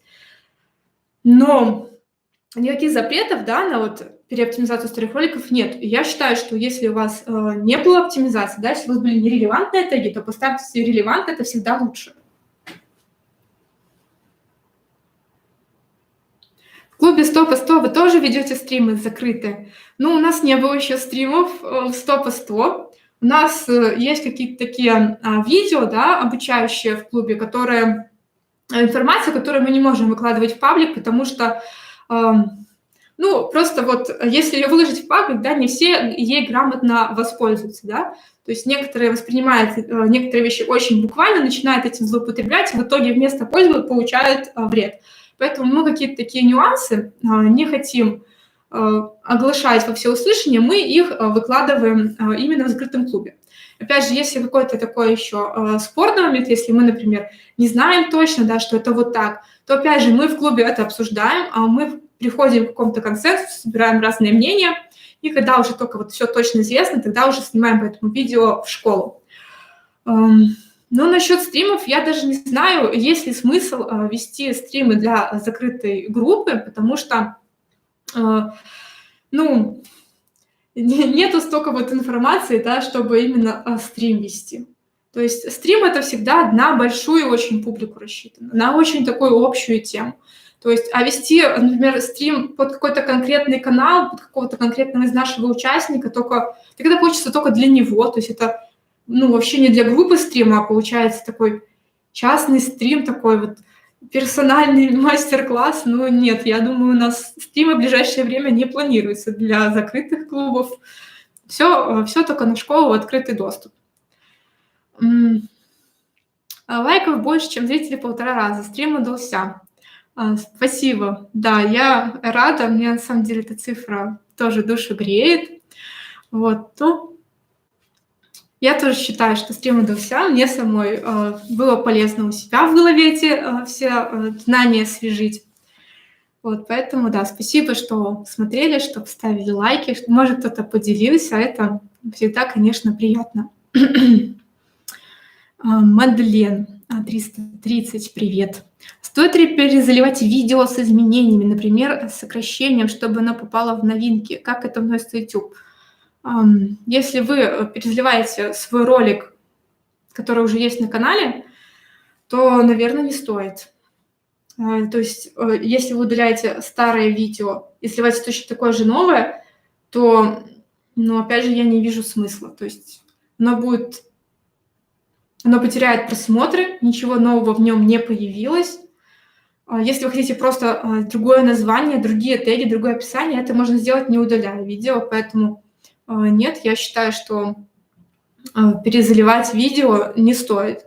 Опять же, что значит с изменениями? Если это какие-то колоссальные изменения, например, вот у вас было нарушение авторского права, да, и вы решили сделать такой же ролик, но ставить видеоставки не из чужих роликов, а со стока, да, тогда имеет смысл перезалить, чтобы не было роликов с нарушением авторского права. А в других случаях я не вижу смысла. Первоначально сохраняла интересные видео по кулинарии, как полезные советы для себя. А сам канал может тему быть посерьезнее, совсем противоположную тему. Как вы думаете, так можно? Если у вас на канале сейчас есть плейлисты по кулинарии, создавать на этом же канале другую тематику, я думаю, не стоит. Например, если вы создавали плейлисты из чужих кулинарных роликов, у вас пришла аудитория, у вас есть подписчики, то вы можете начать размещать туда свои кулинарные видео. И это круто, потому что у вас уже горячая аудитория, целевая, которая хочет смотреть кулинарные ролики, а теперь вы предлагаете ей свои кулинарные ролики. Ну, это очень круто. А если вы собрали кулинарную аудиторию и сейчас начнете туда заливать видео на другую тему, то эта аудитория просто потихонечку от вас отпишется. То есть, опять же, если хотите другую тему, создавайте еще один канал. Это не запрещено. У нас есть вроде как создавать еще один YouTube-канал с такого же аккаунта. Поэтому ничего страшного в том, что если вы создадите еще один канал для более серьезной темы. Сережа Белочкин. Когда будет бонус за отзыв? Я не успел написать, а уже акция завершилась. Да, акция у нас была только в феврале. Сейчас у нас уже март. И в ближайшее время у нас подобные акции не планируются. Мы потому что все еще делаем бонус для тех, кто успел прислать в феврале. Мы, если честно, не ожидали, что будет столько отзывов. Немножко переоценили свои силы. То есть у нас, получается, каждый день был новый отзыв. И еще в конце февраля так сразу все, кто не успел, накидали. Поэтому делая бонусы, да, мы выделяем на это свое время. И не только время мое, Александра, но, например, время нашей команды. Те же, например, если обложки надо сделать. То есть это задействуется очень много людей, и очень много времени на это уходит. Поэтому вы можете присылать нам отзыв вот просто так, благодарность. Нам это будет приятно. Но именно бонусов за отзывы пока не планируется. Очень может быть, что такая акция у нас будет попозже, может в конце лета или может еще позже. Но, в общем, лучше не ждите, пишите отзыв просто так. Game Room Life. Правильно ли будет показать 3 части описания? Первая часть о видео самом, второй блок через отступ – это о канале, и третий блок – это о плейлистах и других видео на канале. Да, тоже такой вариант можно делать. Мы тоже такое тестировали на наших некоторых роликах. Почему нет? Особенно если у вас хорошее описание о канале с ключами, можно и такое использовать. Главное, чтобы это не было очень длинным текстом. А так, да, можно использовать такую структуру описания. Очень хороший вариант. Вот радиогубитель говорит, что подрезать видео можно прямо в редакторе YouTube, но при этом сохраняется рассмотр и прочая статистика.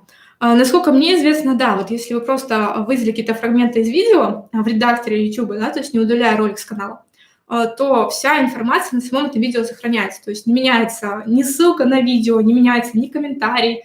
То есть, полностью все сохраняется. Есть же тоже такой инструмент, как замена музыки, да, с авторским правом на любую музыку из фонотеки YouTube. То есть, опять же, вы просто прямо в YouTube заменяете музыку, полностью сохраняя свой ролик, ничего не теряя. Поэтому ничего страшного не будет, если вы именно в редакторе YouTube немножко что-то подкорректируете. Переименовывать канал можно. Видео, как переименовывать, и есть у нас на канале. Другое дело, что делать это слишком часто не стоит. И тоже там какие-то есть ограничения у YouTube, какие именно точно не скажу по частоте смены названия. А так, да, это можно сделать. И как это сделать, у нас на канале есть. Глеб Сабуров, здравствуйте. Пожалуйста, все для вас. Вот, модератор хочет еще больше лайков. Я тоже не против. Можете еще задавать вопросы. Еще 15 минут есть на то, чтобы задать вопрос. Если вопросов не будет, то уйду раньше. Математика ОГЭ. Добрый вечер. Катерина, скажите, а название видео обязательно должно отражаться в превью к видео? Нет. Название видео, если мы говорим превью именно как обложка, в принципе, не должно быть на обложке. То есть у нас обложка, сейчас я покажу визуально как-нибудь, да? То есть вот у нас обложка нашего ролика, а вот под низом заголовок, ну или сбоку, да? И они всегда вместе видны. То есть нет такой ситуации, что человек видит только обложку и не видит заголовка. Или что он видит только заголовок там и не видит обложки. То есть это всегда парная штука. И если у вас на обложке один текст, а в заголовке другой, они должны друг друга дополнять. А если вы и тут написали один текст, то вы вот это вот место, которое могли использовать для дополнительной информации, для еще одного ключевого слова, для какого-то призыва, вы его просто не использовали. Вот.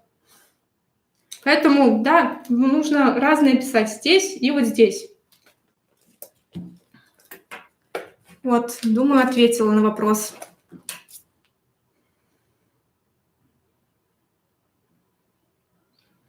Вот, в группе у нас тоже вопросов новых не прилетело. Одноклассники и Facebook у нас тоже молчат сегодня. Поэтому всем спасибо за внимание, спасибо за ваши вопросы, огромное спасибо за ваши лайки.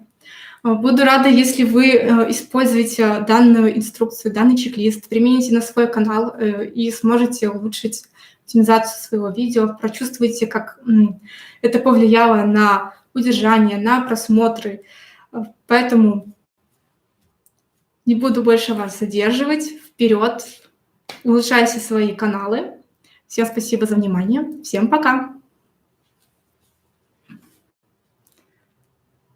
В группе много с чем могут помочь, но главное, чтобы вы сами начинали делать.